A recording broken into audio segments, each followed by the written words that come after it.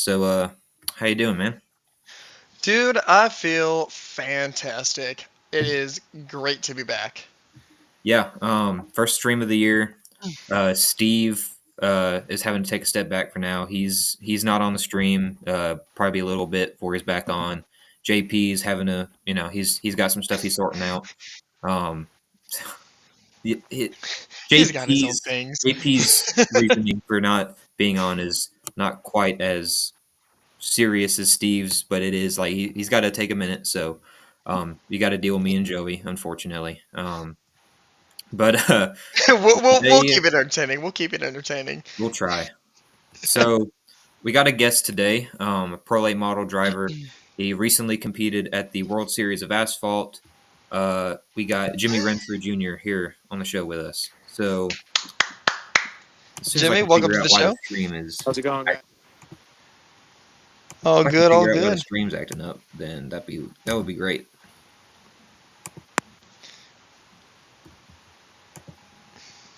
Also, we got Steve in the comment. What There we go. the hell you mean you got nothing figured out yet? Wait, got nothing figured out. Steve, you'll figure it out. You'll figure it out. But We got your back. so yeah, Jimmy, you ran at the World Series of Asphalt. You're running pro late models, and just tell us a bit about how you got started in racing, and what all you do, and how the World Series went for you. Yeah, so I started racing full size cars when I was 10, back home in New Hampshire, where I'm from. And kind of just, I've always been around racing. My dad raced before I got into racing, and he got me into racing. Um, so I was always at the racetrack. And then I raced like some go kart stuff and stuff like that when I was younger. But then kind of really got into full time racing and full size cars or like the 4 cylinder kids division or whatever they had at Hudson Speedway and Star Speedway when I was 10, and just kind of progressively moved up into the next division, next division, next division until I was about I was 14 when I got my first pro late model and made my first pro late model start. And then 15 was when I ran the first year that I ran full time in pro late models. I ran the Granite State Pro Stock Series up in New England, where I'm from, and ended up being able to win a race on that and be able to be the youngest driver to win on that series. Um, and then the next year after that, or 2 years after that, I kind of got a little bit more into racing, a couple different types of divisions, and ended up with ACT type late model as well to run on the American Canadian Tour. Also, just another series that's kind of up in New England where we're from, but both great series, and have a lot of car. They both have car counts, and ACT especially is really taken off the last couple of years, and we've been fortunate to win a couple races on that series as well, um, and compete against. They have 40 to 50 cars for a regular race, so they're doing great up there, and just trying to come down here and kind of turn over a new leaf and try to get my name out there kind of more in the south and see if I can't have any success. So you kind of mentioned there you started racing full size cars when you were 10, and that seems to be kind of a hot point nowadays. Is like people talking about kids getting in full size cars, but I mean, it just seemed like you were successful in it. So I mean, you see, with other racers about the same age getting into those kinds of cars, do you see it as like the problem some people do, or do you welcome it? No, I think it's great. I mean, I think if you can go out there and prove that you can do it, I mean, I don't think it should matter how old you are. I mean, I might have an unbiased opinion just because I was one of those kids that everybody said shouldn't be racing what they're racing and was too young to be racing what they were racing and stuff like that. But I mean, if you can go out there and you can compete with what you're racing against, I don't see the problem with it really. But some people just think there needs to be a age limit on everything. And I mean, now, you're running with Wilson, and you ran back. You were in the Snowflake this past year, right? And Yep. you ran with him there, and then here you are at the World Series. So how did that whole deal come together? Yeah, so we Donnie had a car that he had for sale. Um and we ended up buying that car from him. It's a Hamke car. And then luckily, enough for me, and I thank them still. They're still doing all the setup on the car and, giving us some at track support. And we're kind of working with them to try to, get me going. And they've been nothing but great help. And I definitely, wouldn't be a World Series winner if it wasn't for them. And, I can't thank those guys enough for everything that they've done and continue to do. And I'm hoping that this year we can, me and my guys and, working with those guys, we can kind of show some people that we can put good cars together and win some races. We got a question up in the chat. So you're a, Hornaday development driver, right? Yep. And how has working with that Hornaday team shaped your career? How has that helped you out? It's been great. I mean, coming down here kind of the North Carolina area, and trying to race in North Carolina, South Carolina, and going down to Florida to race at Pensacola and race at New Smyrna. It was hard coming down here to we didn't know anybody to kind of help us get the resources that we needed and stuff like that. And luckily, being able to get with those guys, they've helped me out a lot. Just kind of even just the fact of meeting people and kind of knowing where to go for what I need and. Um, just setting me up with everything that I need to, come down here and try to be successful. Ron Hornaday is great. Great guy to talk to. He he has a ton of knowledge. He's been around it forever. Um, and Candace, she, works all hours of the night for all of us and tries to, look out for good opportunities and, keep us all in line and make sure that we're getting, the most of what we can be. And so I can't thank them enough for that as well. They've been nothing but, great to me and hoping that we can get some more wins. And I mean, we've talked to a few other Hornaday development guys, and there's some other development programs out there. And with all those development programs that are out there now for young talent, and do you feel like the field of guys your age, close to it, how do you feel about the competition? I mean, I mean, there's what definitely a lot of competition for sure. I mean, there's, and especially, pro late models, there's some young kids in there. There's kids that are younger than me.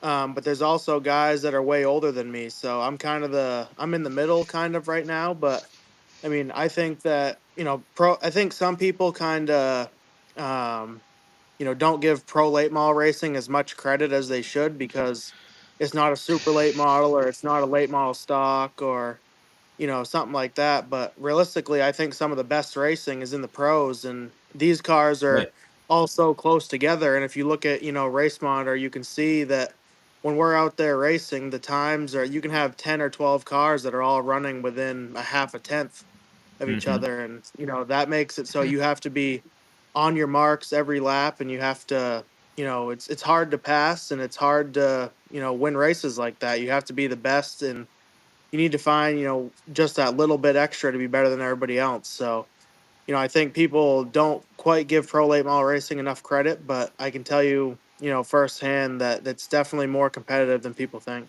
Yeah, I mean, like the pro late model feature at Speedfest at Cordele, the there was the field was so close, especially for the first half of that race. You had the top five. It was like they were pack racing. I mean, the Yep. competition for pro late models, it's really, really close. Closer than some super races. Most super races, honestly. You know. Right. I agree. So you were running at the World Series, and you won on one night, and then you were DQ'd. What was the whole situation there? Yeah. So, Jeg CRA, they kind of run the um, whole operation down there, and they have their set of tech guys, their set of rules, and it's a great package. I don't have anything against what they do. I think they do a great job making it fair. They think they keep everybody to a T, and they don't slack off. Um, but their compression rule for the motors is 10-0. Mine on I think it was Wednesday night that I won the second race. Came up 10-3. Um, they chose to DQ me, which they had every right to. They checked it again the next morning, and it did come. It came up 9-9, so it did pass that time. Huh.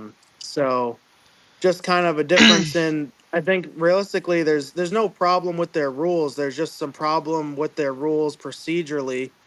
Of there's nothing in their rules that says it has to pass before the race, after the race, during the race, the next day, the day before.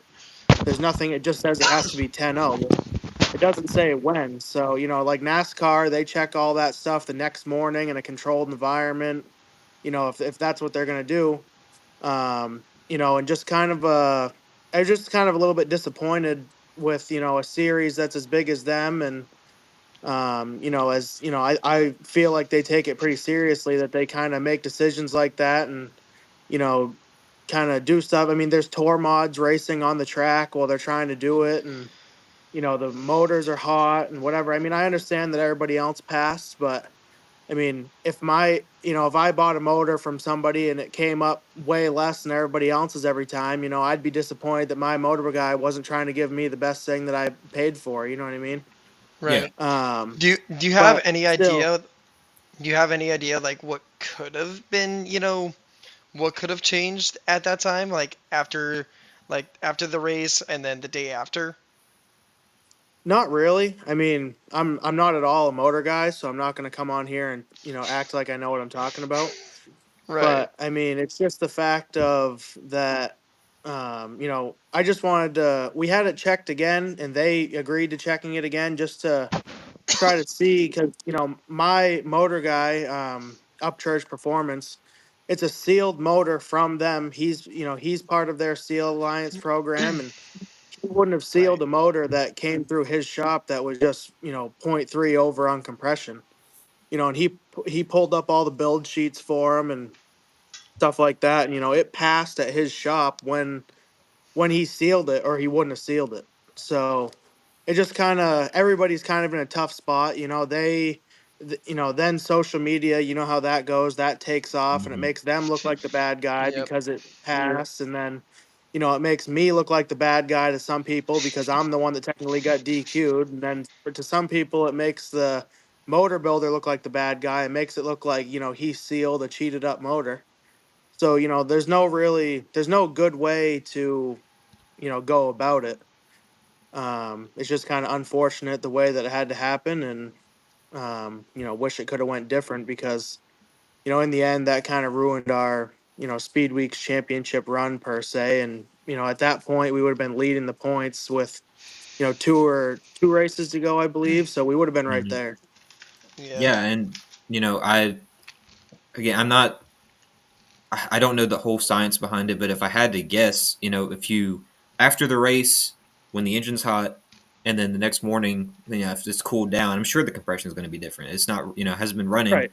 I'm sure it's going to be a bit Right, I lower, totally but agree. And Right. when these engine builders build these motors, they don't build them, hot. They build them yeah, in their shop, room temperature environment, and they put them all together and they check them and they seal them. So, and it's just kind of there's you know, nothing in their rules that says that the engine builder needs to build a tolerance in it so that it passes when it's hot. It doesn't say that. You know what I mean? So yeah, I just think procedurally wise, I think that there's some, kind of gray area where they just need to do a better job of, maybe they just need to put a rule in there that says, I mean, one simple rule of saying, the motor has to be 10-0 after the race when it's checked. Then done. Then if it comes up 10 Yeah. 10-3 after the race, you're DQ'd. I So believe the way it was described to me, because there was a incident last year similar, if not the same thing. Compression was too high, and I was doing my job, finding out what happened, and I was told that the rule is a hard line in the sand at 10-0, and if you pass that, you're DQ'd. It's simple enough, right. and the engine builder that particular time, he eventually made a post, and he said that I'm not sure what rule book, what like the governing body over that rule book he cited was. I don't know if it was the track, if it was Seal. I think it was Seal, but he said that there was a phrase or clause in there that stated that there was tolerance to account for inaccuracy of the equipment used. But then Right. again, there I think if I remember correctly, that engine still exceeded the tolerance. Right. It's to have a similar incident happen so shortly after the first incident. It's is compression something that's usually checked, or was that like the first time that you've really seen it checked? Yeah, I mean, I haven't raced down here a lot. I mean, I think I've had it checked a couple times at home, but I've never had, that checked racing down here. So, and then again, that'd be like the third or fourth time that I've even ran this car with that motor that I bought. So, it's nothing that I've had checked before, and it passed, and now all of a sudden it's illegal. But it's just, one of those things where, like, I'm completely fine with there being a rule for it, and, with their rule being 10-0, and you can't be even a little bit over 10-0, and there's no tolerance. I'm fine with that.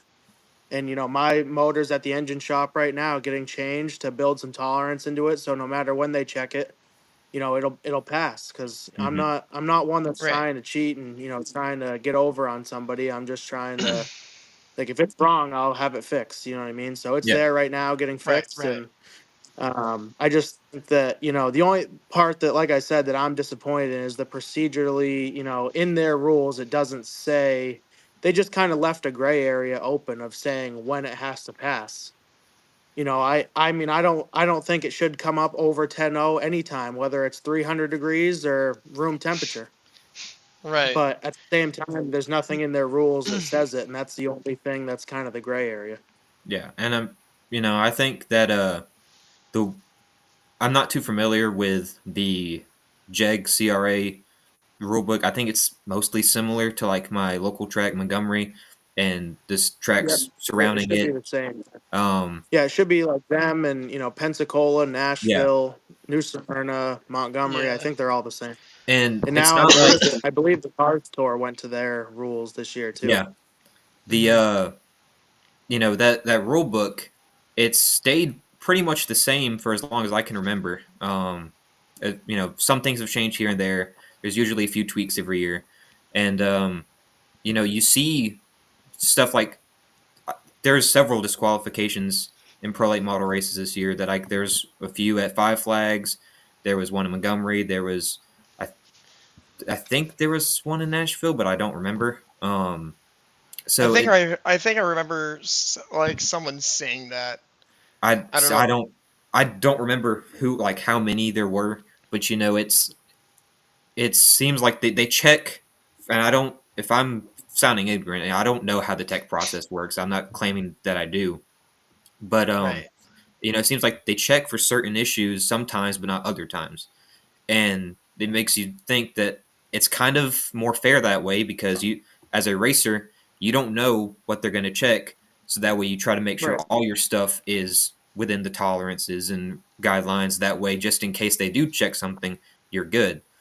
I mean, Right. Right. do you feel the same way about Yeah, that? I mean, I agree. I think that I don't think that they necessarily need to have a certain thing that they have to check every week, no matter what. I think that, it's kind of up to them to do their job to change it Hmm. up a little bit. And, if somebody thinks that maybe they'll try cheating on something that they haven't checked in a couple weeks, then they'll check it and they get DQ'd. That's them doing their job to, keep everybody on their toes, but at the same time, like, same thing with the kind of part of the reason why there was some controversy over my DQ was because, of that Seal Alliance program that they have, it was fully sealed with all the seals on it from, the intake to the oil pan with a Seal Alliance approved seal on it. So, some people kind of also made the argument that how can you DQ somebody that bought a motor that has a seal on it from your Seal Alliance program? And, it's not their fault that it's wrong. So, Right. why does the guy that bought that motor have to, you know, kind of lose out or, take the consequences for it, which I kind of agree with. I mean, it does suck, but it's nothing like I didn't build the motor, I didn't seal the motor, and I didn't check the motor. So but I'm still the one that has the consequences for it not passing because I'm the one that got Yeah. DQ'd. Lost Yeah. out on my win and lost out on a championship. So I kind of see it from every point of view that everybody has, and at the end of the day, it's still their discretion of what they're going to do, and Mhm. that's what they get paid to do. Yeah. So Yeah. Did you lose any like points or anything out of that, or like get any like sort of penalties? Well, if you get yeah, disqualified, you I get Well, lost my scored a points. section besides being less. disqualified, but like No, any yeah, so I points out of the lost my championship. points for I lost my points for that race. So I would have got points for winning, which would have put me Okay. ahead, in the point standings. Then I ended up getting zero because I got Right. disqualified. So Okay. which we got zero that night, and then we didn't race the following night, and then we raced again on the final night with a borrowed motor, and we still ended up third and fourth. So not bad for Yeah. missing, technically missing two races. So coming Yeah. off of that third place finish at the World Series, I mean, what's the plan from here? What's your next event you're going to? Yeah, so we're gonna run the Cars Tour full time this year. That's our plan right now. We're gonna try to hit all the Cars Tour races.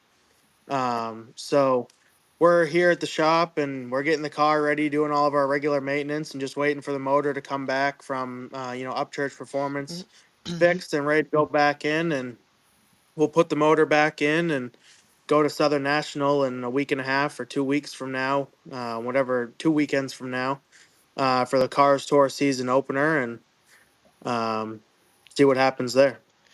Well, Does the tour come over to like Ohio or like near that area, it like just stays in the Ohio, Carolinas, Kentucky? I'm pretty sure. Okay. Yeah, kind of. I think it's like just Carolinas, North Carolina, Virginia. South Carolina, and then maybe Okay. Virginia. They go over to South Boston, so just kind of that area. Not, Okay. from the Mooresville area. Probably there's no race more than 4 or 5 hours away at the max. I'm not sure what. Um, I'm not too familiar with the touring series up your way, Joey. So I don't know what would be running up there. Yeah. What I know is ASA Southern Super Series and Cars Tour. Not because it's in my area, but because it's not too far away. So Right. I'm not too familiar with what runs up your Yeah, way. I'd have to look that back up again because I kind of forgot. So, but I got nothing else. Do you, Joey? I mean, do we want to bring up the Daytona 500 Yeah, or why not? It was this yeah, past why week. not? Who was your pick to win Daytona, Jimmy? to be completely honest, I don't. It's hard for me to watch NASCAR nowadays because I think that it's kind of been ruined over the last couple years. Fair enough. But I was definitely hoping that one of the Hendrick cars won, in which they did. They finished 1-2. Hmm. I'm still a true Kyle Larson fan, even if nobody else likes him at this point, because honestly, just because I think that he's a driver that can drive anything, and I just appreciate guys that can get in anything, and not just, and especially somebody that's not just made it to Cup and kind of doesn't race anything else anymore. He'll still go run sprint cars or dirt late models or anything like that. So kind of just appreciate guys like him, and that's why I'm a Kyle Larson fan. But I was hoping that he was going to win, but Yeah, didn't We work we out. got we got Steve in the chat who's just Yeah, Steve still is super salty about that he's race. not very he's He not a likes Hendrick fan. Let's Hendrick. put it that way. Well, he used to. He used to like Hendrick. But yeah, I mean, we just like to ask. Some guys, obviously some of the guys who are more on the pipeline in NASCAR, they're more invested in it. They usually watch every week. Some short track guys don't watch NASCAR, so Right. it's always neat to see like who watches it, who doesn't, who pays attention to it. So we figured Right. we'd ask and see what Yeah. your take on Daytona was. Actually, speaking of Yeah, I speaking mean, of if Larson. I Go ahead, Oh Jimmy. yeah, yeah. So speaking of Larson, have you ever like gone up against him on like any of the dirt tracks as of recently? Like even up at Snowball this year? Now Larson, he didn't run any asphalt stuff except for one Cars Tour race. Mm. yeah, Um, and you haven't ran dirt, have you, Jimmy? no, No. Yeah. Okay. So you know, I like to see Larson run some more asphalt stuff. That the amount of Cup guys that are running late model asphalt late models, I think is really cool. You got Chastain was at Speedfest, Chase ran the ASA race. Hmm. Byron usually runs some ASA races, Southern Super Series races throughout the year. But I Yep. would like to see Larson do that more because he does plenty of stuff on dirt.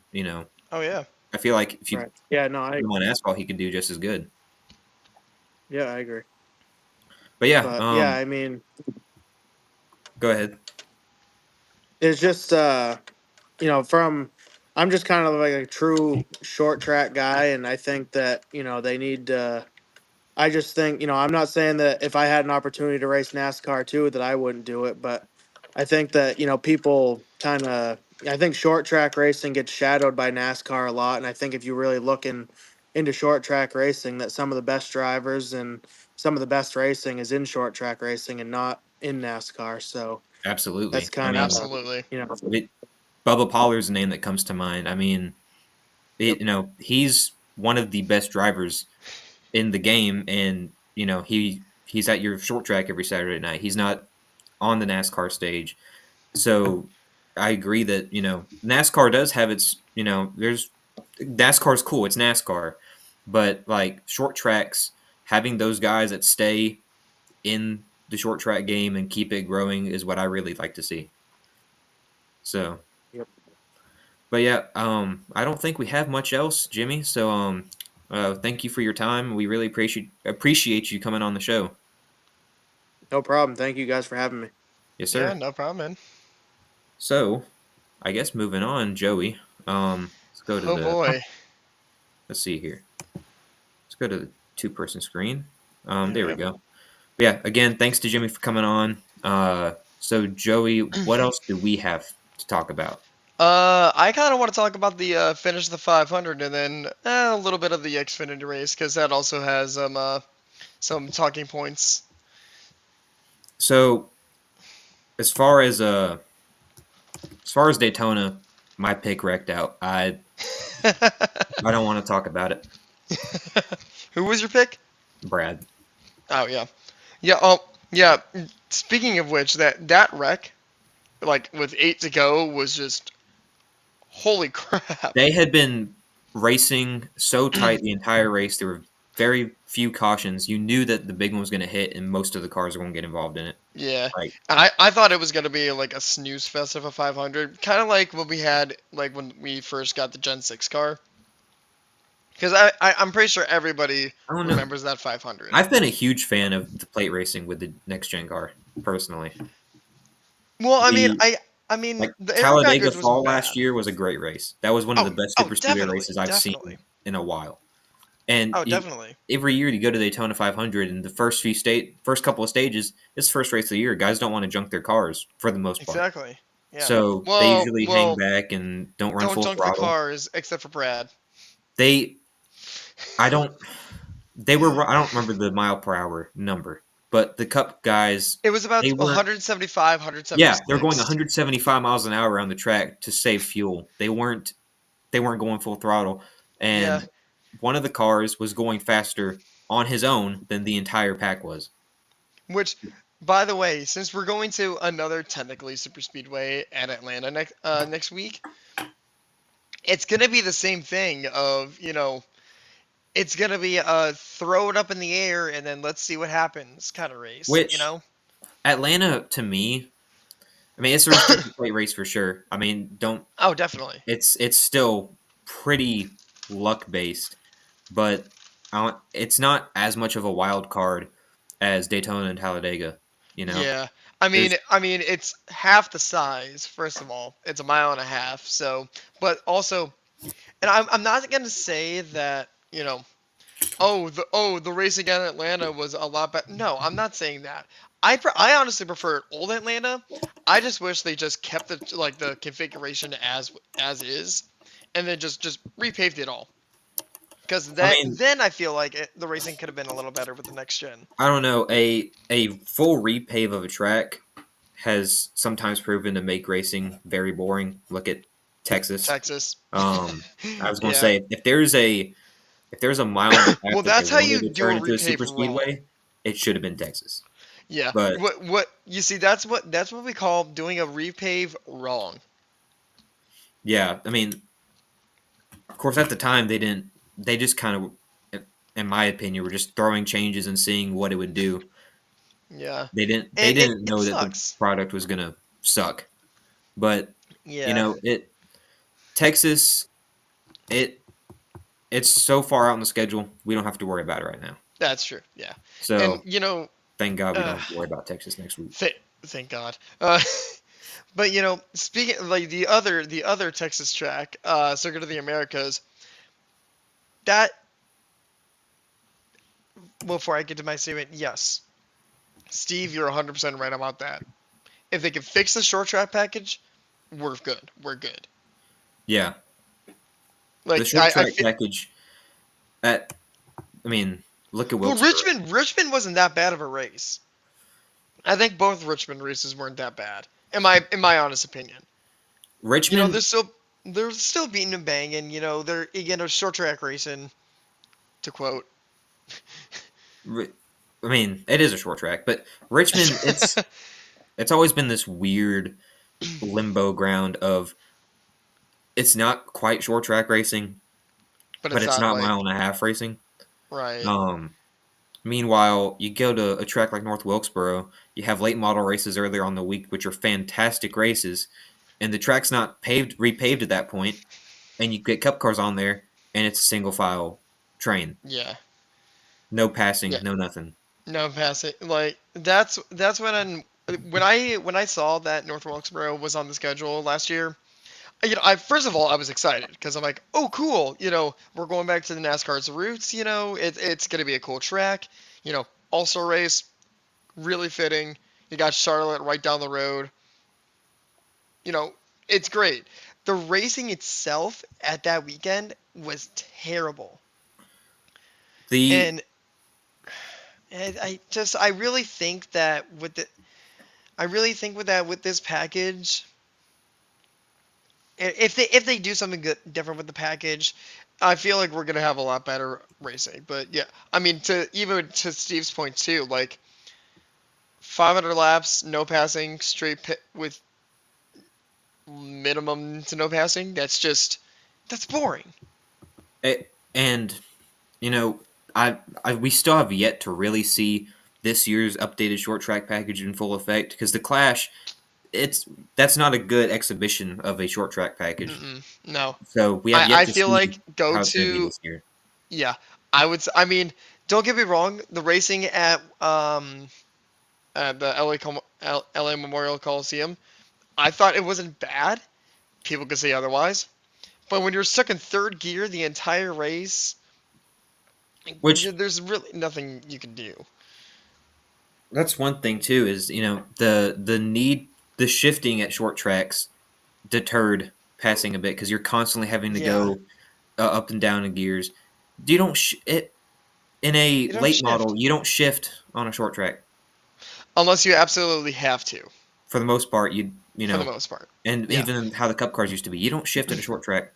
You To don't. quote, yeah, but to quote from, so this is before we got into the next gen era. So whenever we got the Gen 7, when we first got the Gen 7 car in I mean, 2022, okay. yeah, so this is like before we jumped into this brand new car, when And we had that like Gen a 7 lot was of the new like, car. well, it was the new car, yeah. But no, I'm just saying this now for like, we've had this car for like 3 years, 4 years now. Um, somebody brought up, and I think it's Real Radman. If you look up his like video from like the Clash from like 2022, he did say even before then he suggested bringing the Gen 6 cars in for like one last hurrah until we bring in the Gen 7 cars to Daytona and then started racing them for like the entire generation, because that to me, if we had brought back the Gen 6 cars for that race in particular, it's an exhibition race. Who gives a crap, Well, to there's answer no that points. question, There's no the people that give a crap are the people that are going to have to pay for junked Gen 6 cars. yeah, but at the same time though, like even though like the Gen 6 car is on its way out, here comes the Gen 7. Yeah, but Having that why would you ruin good Gen 6 cars that can be sold that you can make more money off of, in auctions or put on display and just have those chassis that are in perfectly good condition get junked at the Clash? just my thought was, it's its last hurrah. Let it go out. Let it go out. And to quote, Bon Jovi, in a fiery blaze of glory. You know, having it like just go out. Guns blazing.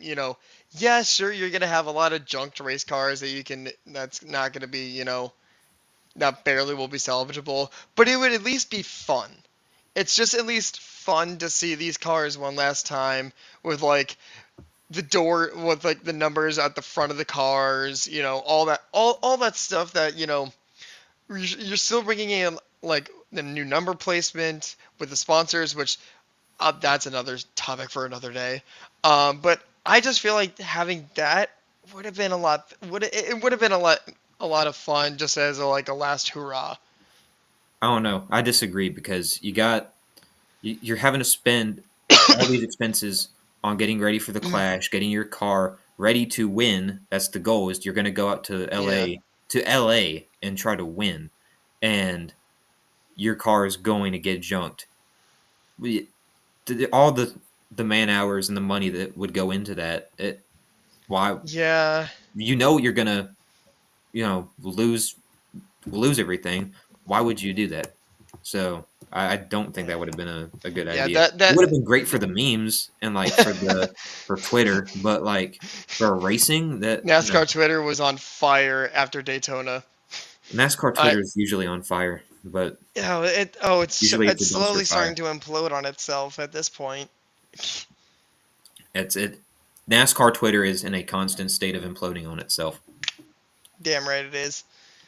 But yeah, the Daytona this past week, to get back on track. Daytona this past week, it was a pretty good start to the season. Looking forward to Atlanta, even though it's another super speedway, so the real season hasn't started. Yeah, But Super Speedway. I'm just glad NASCAR's back. Yeah. ASA Oh, started. same Like here.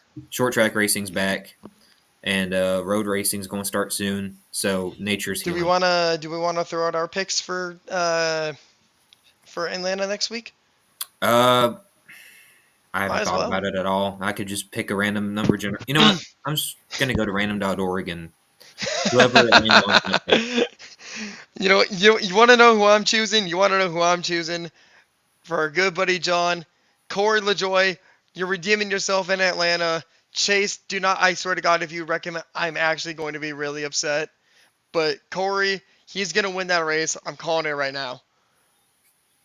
It was giving me numbers that weren't actual car numbers. So now that it did, let me zoom in so maybe it'll show up on my screen. It's not going to show up on my screen. It's not gonna show up. 11. Denny Hamlin. Denny Hamlin. Denny's my pick, I guess, according to random.org. Because No. I have just as Yep. good odds of using random.org than I do actually trying to think about my pick and strategize over Just this. put money on it. You'll be fine. just But just start bet. Just start sports betting. yeah, It's the new norm now. BJP and have a 30 leg parlay every week and lose in the second leg of that parlay. Oh god. No offense if you're watching JP, but that usually is what No happens to offense, you. JP. We So, love you. We love you, bro. But but okay, Steve wants us to cover oh this. yeah. The first karting road race at Atlanta Motorsports Park is March 16th, round one of their summer karting series. Steve's going to be out there covering everything at Atlanta Motorsports Park. And, he's the one that always covers the kart coverage out there. I will be at the Alabama 200 next weekend at Montgomery Motor Speedway. And I will be here. Yeah, Joey will be waiting for the next episode I of will Call Out give for my you to be there. commentary. So there's actually one more thing before we end the stream, and this is just a quick. I brought it up to you guys earlier, but I wanted to kind of question the entire general audience. So, what my plan was, obviously, yesterday since we were running the 500, I wanted to do like a whole like live reaction. Everybody's playing, like everybody's watching it on TV on their own time, but we're doing like our own like whole reaction to it. Um, my question to everybody, and just with LRR and everything, would you guys be like up for having like a special LRR stream for race reactions for like crown jewels, or I want to see what you guys say about this. So that's Well, kind of like, from the not the LRR, the Reed Scott perspective of it, I enjoy races much more when I'm able to just sit on the right. couch and watch the race Mhm. and not have to be sitting in front of my computer screen monitoring a stream the entire duration of the race and trying to also watch the race Right. because I don't know. Yeah, but like, But would it be like just? I would say just like crown jewels. Like, so we had the Coke 600 Memorial Day weekend. Brickyard, since the Brickyard's back, go. We would watch that and Southern 500. Those are my picks. Those are like the crown jewels for us. That's my thing. oh, I did not mean to move that Oh, on my screen. oh. Was okay. What are we doing here? Reed, Hold up, hold up, hold up. Reeb, Reeb, Reeves having technical issues. Hold up. Reeb. There we go. Good enough. There we go. Um, Better. but yeah, I hate this stupid software. I hate this. I hate this. Oh, Anyways, everybody, thanks for watching. actually, hold on. Before one more thing. Steve just I messaged us. So we just got word. don't, Oh. Joey. Never mind. Never mind. Never mind. Never mind. Hands are off. Paws are off. This is why you read before you say something. Yeah, But my bad. yeah. So we are hoping to do a Alabama 200 preview stream next week. Get some of the drivers on board. Hop on for a few minutes and talk. But yeah, I will. I guess I'll see y'all next week, and Joey will be here. Hopefully, maybe. Well, I say hopefully. Maybe Steve and JP can be on. We'll see. But Calling it JP won't be anyways, on. yeah.